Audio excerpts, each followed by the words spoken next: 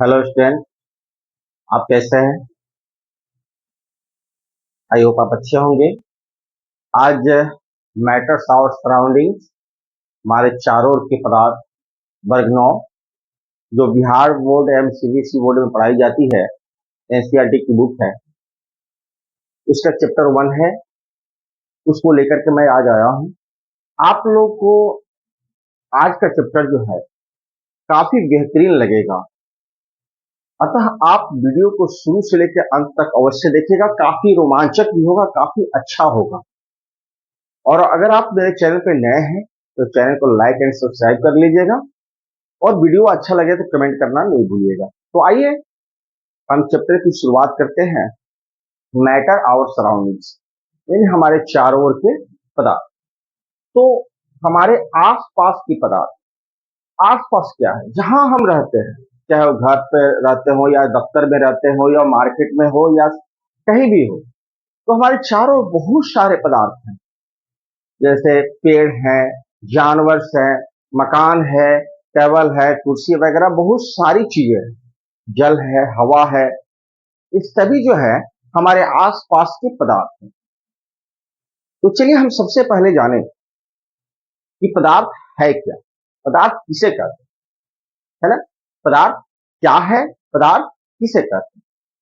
तो यहां मैंने लिखा है डिफिनेशंस किसका, पदार्थ का, मैटर का, कि कोई भी वस्तु जो स्थान छेदता है, कोई भी वस्तु जो स्थान छेदता है, जिसमें द्रव्यमान हो, जिसमें वजन हो, द्रव्यमान हो एवं आयतन होता है, एवं आयतन होता है, तथा जो अवरोध उत्पन्न करता है, पदार्थ कहलाता है।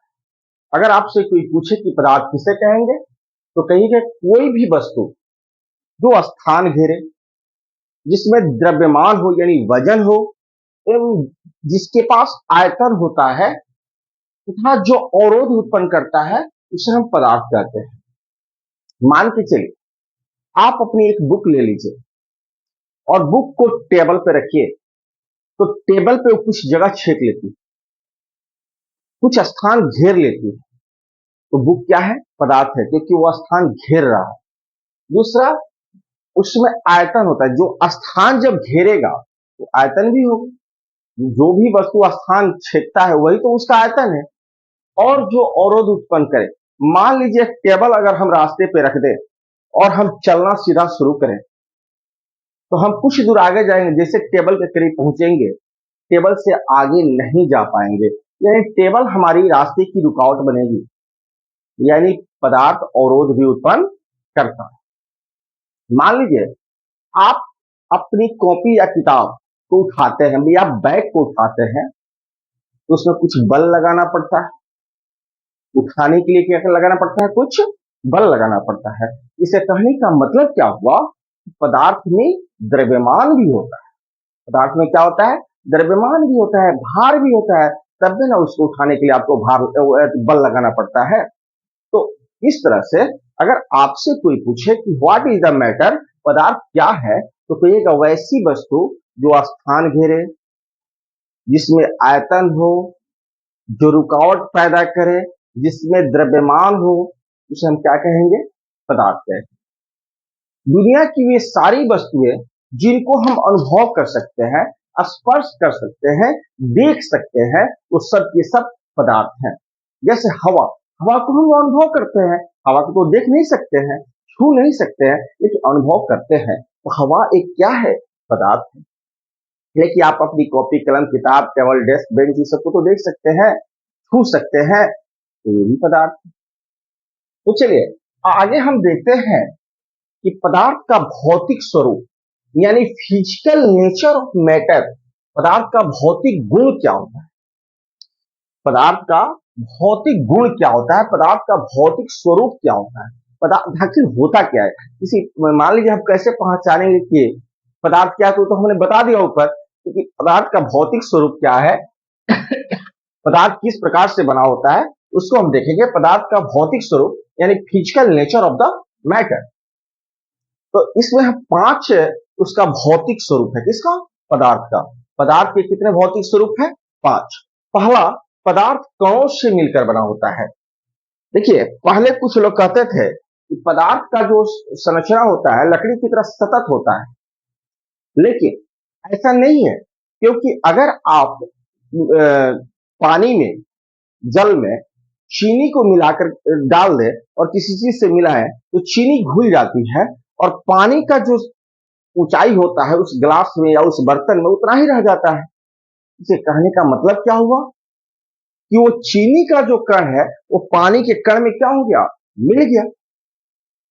अर्थात इससे यह साबित होता है कि पदार्थ किससे मिलकर बना होता है, कणों से मिलकर के बना होता है। दूसरा है पदार्थ के कण छोटे होते हैं। यस, पदार्थ के कण इतने छोटे होते हैं जिसकी हम कल्पना नहीं कर सकते हैं। पदार्थ के कण बहुत ही छोटे होते हैं, बहुत छोटे होते हैं जिसकी हम कल्पना नहीं कर सकते हैं। तो पदार्थ के कण छोटे होते हैं, एक क्लियर।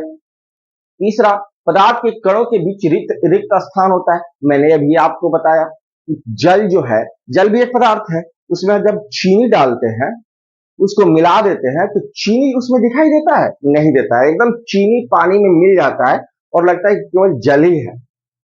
इसका मतलब क्या है, चीनी के जो कण है वो जल के कण में जाकर के क्या हो गए, मिल गए।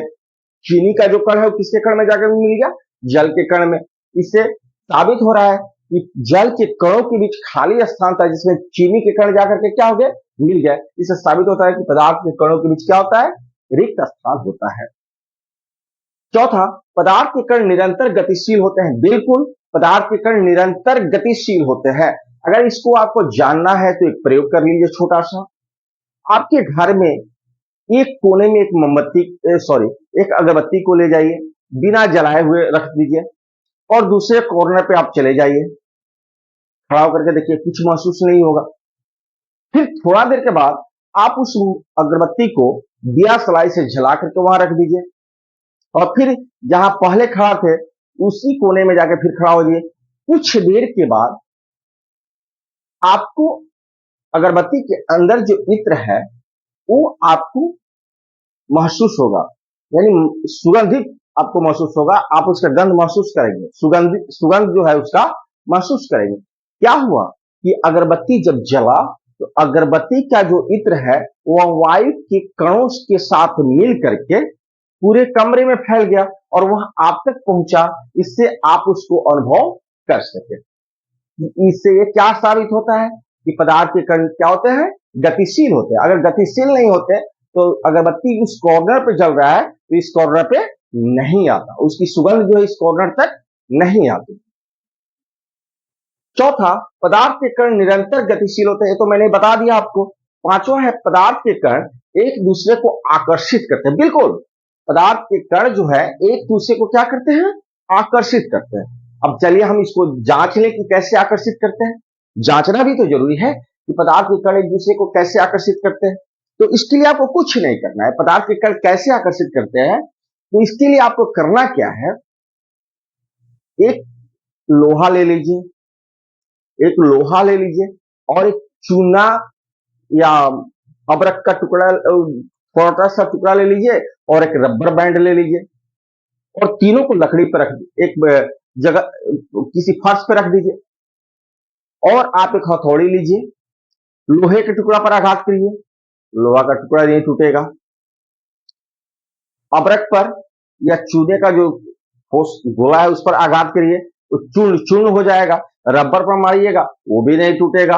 इसका मतलब क्या है कि पदार्थ के कण एक दूसरे को आकर्षित करते हैं। इसका मतलब क्या है कि लोहे के कण जो है, लोहा एक पदार्थ है और लोहे के कण जो है एक दूसरे को काफी ज्यादा आकर्षण बल से एक दूसरे से जुटे हुए हैं, इसलिए हथौड़े के प्रहार करने से भी वो नहीं टूटे।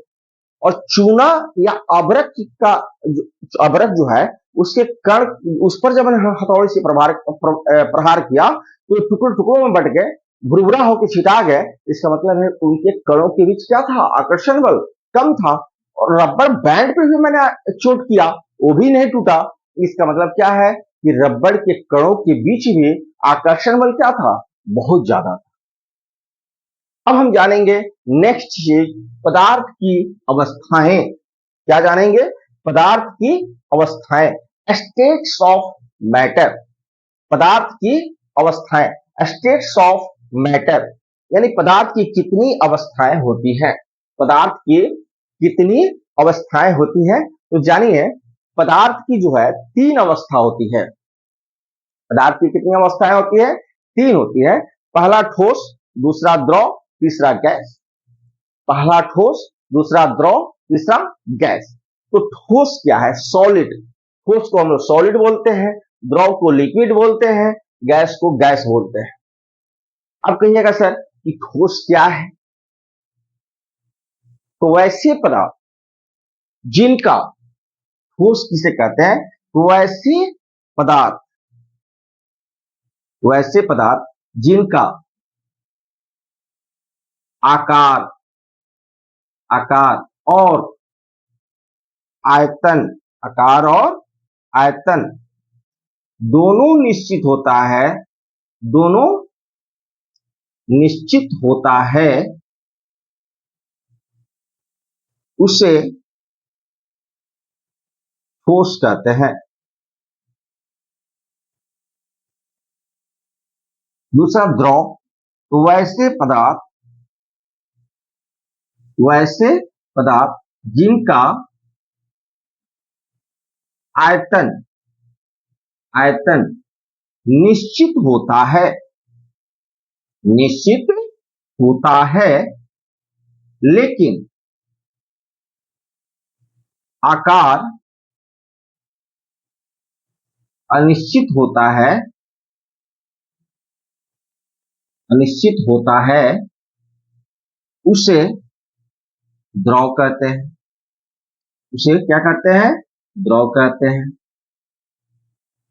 और ये जो है तीसरी गैस, वैसे पदार्थ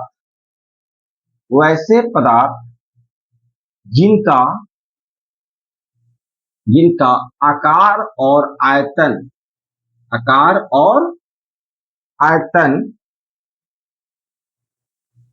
दोनों अनिश्चित होता है,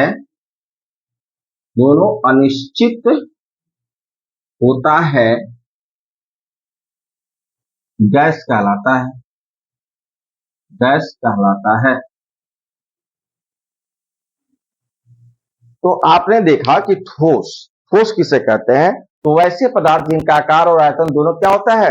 निश्चित होता है, उसे ठोस कहते हैं। जैसे में अगर देखें तो लकड़ी, लोहा, पत्थर, आपकी पुस्तक, बहुत सारा होगा, ETC बहुत सारे होंगे। वैसे पदार्थ जिनका आयतन निश्चित होता है लेकिन आकार अनिश्चित होता है, द्रव कहते हैं। जैसे दूध, पानी, तेल, ETC बहुत सारा है। और वैसे पदार्थ जिनका आकार और आयतन दोनों अनिश्चित होता है, उसे क्या कहते हैं? गैस। जैसे ऑक्सीजन, हाइड्रोजन,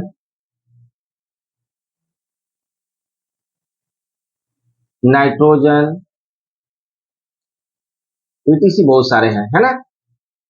तो आई होप आपको वीडियो आज से काफी अच्छा लगा होगा। अगर अच्छा लगा होगा तो प्लीज लाइक एंड कमेंट अवश्य कीजिएगा और अपने दोस्तों के पास अधिक से अधिक शेयर जरूर कीजिएगा।